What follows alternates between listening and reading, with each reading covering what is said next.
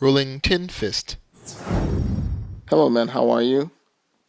I'm going to be traveling in the next week or so and probably won't get a chance to do another video probably for another several weeks or so. So I wanted to get this out. I typically get my news off Twitter. By that I mean I don't watch local news. I don't watch a lot of TV. Part of it because of the nature of the work I do. But anyway, I look at what's trending, and that's when I decide to drill down to see what I'm going to give my limited time to. So the other day, I noticed Scott Adams was trending. Now, for those of you, unless you've been under a rock, or maybe you're not in the United States, he is the creator of the comic strip and cartoon called Dilbert, based on basically the humor of office life, American office life. So anyway, I figured, oh crap, is he dead?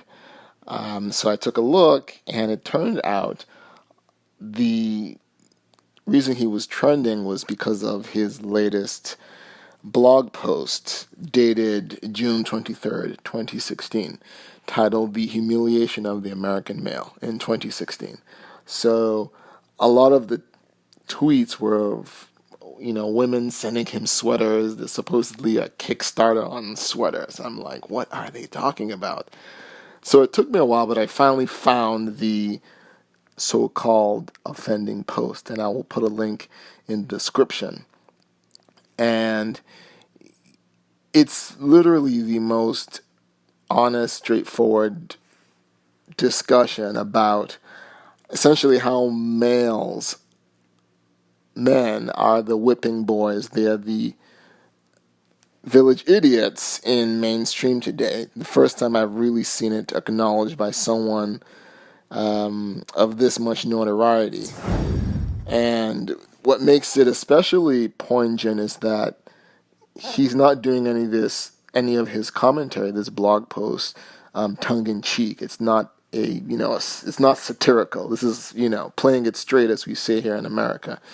He's basically, letting his thoughts be known in a very clear, concise, and honest manner. So I'll read you some bits of it. I won't read the whole thing, of course, but some key bits here. And he starts off by saying that perhaps the biggest unreported story of this presidential election is the humiliation of the American male. Unless I'm blinded by confirmation bias, which is entirely possible, it seems to me that the humiliation of the American male is now institutionalized in the media. And he makes a reference to a dishwashing commercial. And, it's depicting this American male in a V-neck sweater. Now, it's part of a culture reference for a particular era, and it's typically in relation to a man who is kind of just the good, wholesome man that does what he's supposed to do. He's the provider. He mows the lawn. He fixed the faucet. He makes sure everybody has a little money and gas in their car. So that's part of the caricature that is symbolized by this V-neck sweater. And so he goes on to say, you're laughing because you know it's true. How many of the married men reading this blog have received those same sweaters as gifts from women? Personally, I've received about 25 over the years, none from men. So segue, I have also, being married, awakened by married, I have actually received such sweaters from women. So I know what he's talking about. I've received 3 of these sweaters so far this year, he goes on. I throw them away. Nice try, he says. Now, this is the key point here. He goes on. Many of you can't talk about this topic without being accused of sexism, losing your jobs, and being cast out of your social groups. But I can talk about it because I endorse Hillary Clinton for president.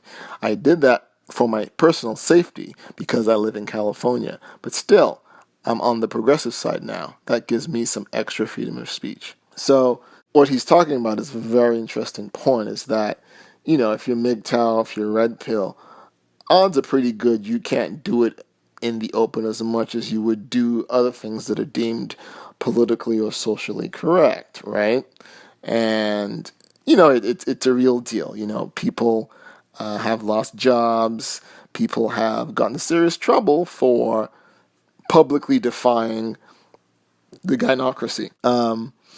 So anyway, he goes on to say that in the privacy of the polling booth, the men who don't talk are free to act, meaning those men who are, in the shadows, MGTOW, who don't publicly affirm, at work, in the, on the street, wherever public spaces, have the security of the voting booth to do what they may.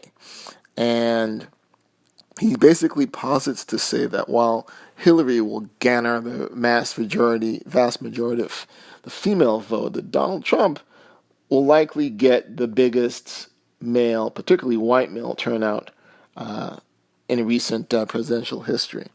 And I was really taken back by this blog post because I had suspected that part of the rise of Donald Trump is because he, in a sense, is saying a lot of things that a lot of men feel and would love to say towards women that they dare not, because of some of the things we've talked about. That I've talked about regarding the article, and some of the things you all know. You know, losing your job.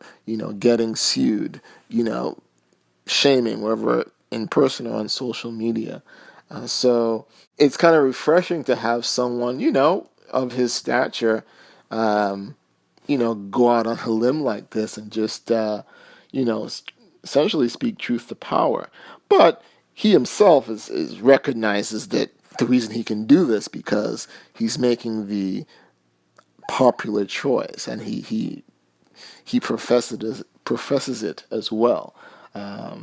And so it's really affirming and it's really refreshing to see this go out.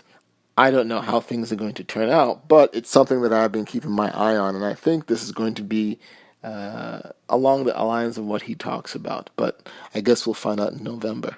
Take care, man. Peace.